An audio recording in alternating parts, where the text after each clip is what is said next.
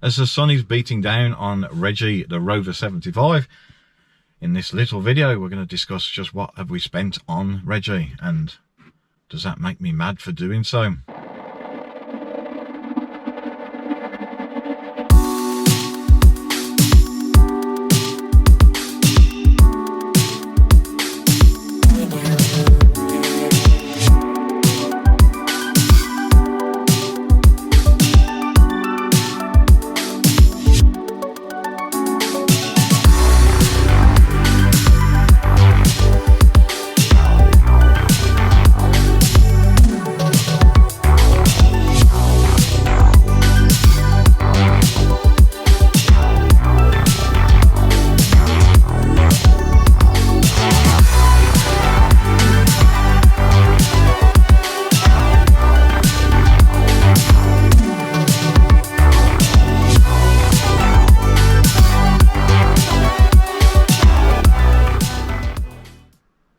So in this little video, I wanted to go down what we've actually paid out on Reggie, list all the jobs we've had done. I want to gauge your feedback. Leave me what you think in the comments below. Have we been silly? Was it worth it? Did we go a bit overkill, which I've been known to do before? Let's have a look at what we spent. I'm going to go down the list now. We'll start with the obvious one. I think the cam belt hasn't been done on Reggie for quite a few years, so of course we had to get the cam belt done. Peace of mind at the end of the day. So we had the cam belt and of course the almost obligatory water pump changed at the same time. We've had a new cam belt tensioner. We've had an antifreeze weave. I can't even say it now as the Fiesta goes past with its noisy exhaust. We've had an antifreeze refill system bleed, and we've got a new thermostat fitted as well, just to make sure. A new pollen filter. The one that was under the bonnet of Reggie was quite black, so it's all nice and white and clean. Air filter, obviously. Spark plugs, oil filter. We've had a camshaft cover gasket. Get your words out, Mr. Biggs. We've had a camshaft cover gasket because there was a little bit of seepage coming from the front leading edge of the gasket. We've had 4 bulbs fitted because they'd obviously gone. I don't know where they were, to be honest. I forgot to ask, but anyway, 4 bulbs. We've had both front wishbones and rear lower arm bushes done. Now on the front, incidentally, when I purchased Reggie, the previous owner was kind enough to give away some parts that was in the boots, basically. And one of those was a lower front suspension arm.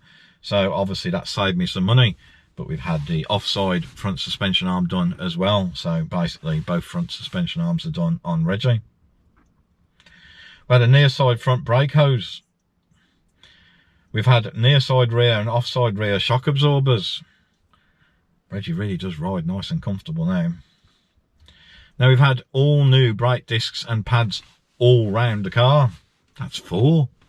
But again, the owner was kind enough to give us some brand new, still in the boxes, still sealed up rear discs and rear pads for those discs. So again, that saved me some money.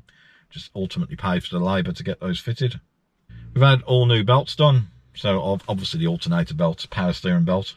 Now we had the specialist investigate an additional earth strap that was fitted from somewhere beneath where the scuttle panel is. The only thing that is questionable, and we're going to get that looked at, is it's got this weird strap up to the bonnet hinge. Don't know why it was fitted. It looked a mess. If the previous owner who had it fitted is watching this video and they know why it was fitted, please leave that reason in the comments below. Either way, it's now been removed and it looks nice and tidy and just proper again under the bonnet. But now we had them investigate a boot lock issue. Now if you've seen this video, although we didn't show you what happened if you pushed the boot release from within the cabin, if you push the boot release, you get a free lots of chunk, chunk, chunk, as it sounded like the lock was trying to open the boot, but the boot wasn't popping up. Now coming to the boot, there is one other fault that we've identified. Well, on further investigation, the specialist found that it looks like the additional struts that were also supplied with this car by the previous owner are the wrong ones and they're too long. They think they've been fitted in the hope, I guess, to make the boot go up better than it was obviously doing before, and it's actually twisted one of the hinges. So they've been able to improve that Not by changing the struts, of course. We've kept the current struts on, the correct struts on, but they're not obviously doing a very good job at lifting the boot lid. But anyway, they've kept the struts on, but they've been able to manipulate the hinge to get the boot to shut and not cause this cha-chunk, cha-chunk, cha-chunk, as I like to say. However, the boot alignment is not perfect, so I will be ordering a couple of new boot hinges for Reggie. Whether or not I have the guts to fit them myself, well, we'll just have to wait and see in a future video. New wiper blades, because why not? And they were looking very tatty anyway, even if they were cleaning the windscreen. All the black paint had worn off, it was all silver and horrible. So if you're spending this amount of money, 2 wiper blades, well, you know, it's not that much. The specialist removed the screen wash pump bottle and unblocked it because it was basically not producing any water onto the windscreen, which of course would be an MOT fail anyway, and then put fresh screen wash in. It's had an MOT test and it's now got a clean bill of health. There are no advisories on Reggie's MOT certificate. Then we've got the cup holder. Now, okay, I do love cars, and I think I know quite a lot about older cars, but I made a bit of a mistake on this video, which although was edited out, I'm quite happy to put back in to this video now and explain what that mistake was. I discussed the cup holder on the passenger side in the front, but then how the cup holder on the driver's side wasn't working. Just watch the clip and you'll see. So whilst we're in the front of the car, any faults that I've noticed in the front? Well, as I say, cup holder is refusing to open at the moment. That's not a biggie, but we will get that sorted, of course. Well, of course, most of you will already know, and certainly if you've owned a Rover 75 or MG-ZT before, there isn't a cup holder on the driver's side. It would get in the way of the driver's knee and or the gear lever in 5th gear. I was just being a little bit silly. But the specialist chose to put on their invoice a little funny comment, which I absolutely agree with. Then they've refitted a kick plate, which is a really simple bit of plastic. Again, I'll put a bit of inset video in from a previous video shoot where we just couldn't get it to fit back on, even though it looked simple. The plugs that it would basically grip, or you would clip it sort of from front to back, I think. Anyway, it was meant to grip the 2 pegs, and the 2 pegs were too low for it to reach it to grip. Nice and simple for them. It was in the garage anyway. They got it done. It's had 2 front brake calipers, a brake fluid change, and a gearbox oil change.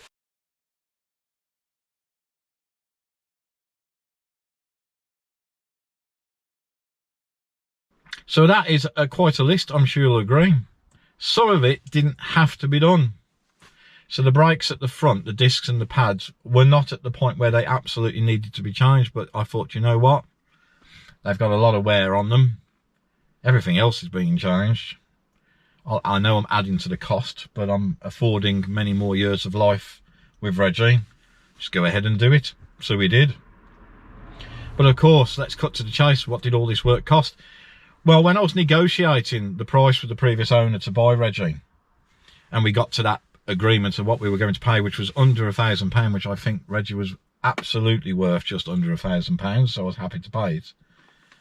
I'd quite honestly say to the previous owner that I was mentally prepared to spend probably the same amount of money getting Reggie to the standard that I think he deserves. Well, it turned out I was right, plus a little bit.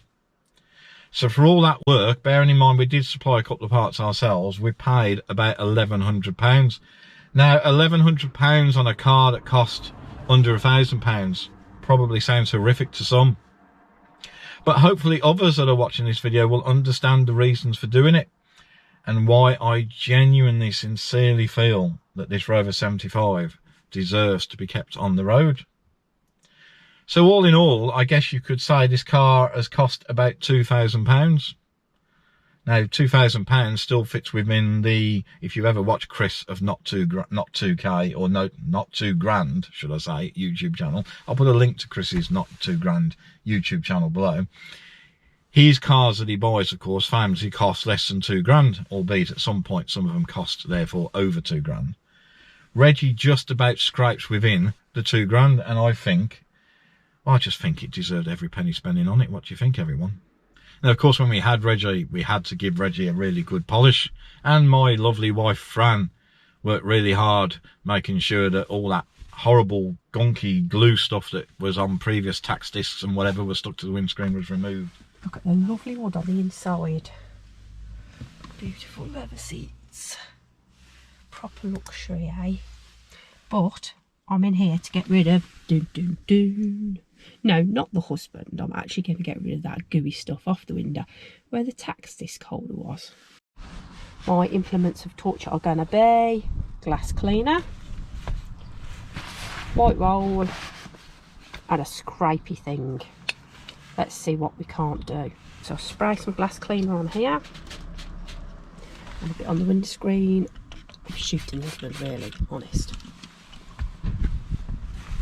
Give it a bit of a wipe.